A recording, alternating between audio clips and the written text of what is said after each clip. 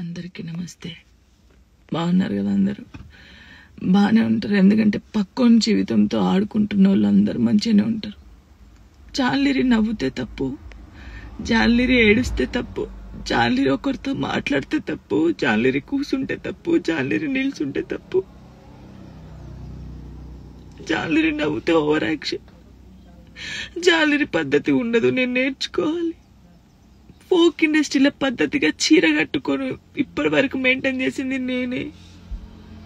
First నా on camera off camera ఒకలా ఉండదు. నేను అందరితో నవ్వుతూ మంచిగా ఉంటాను, ఎంత పెద్దోళ్ళైనా ఎంత చిన్నోళ్ళైనా సరే. వేరే టాపిక్స్ లేవు, జాను లిరి టాపిక్.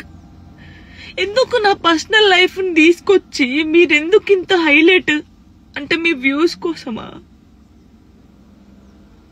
దేనికోసం నన్ను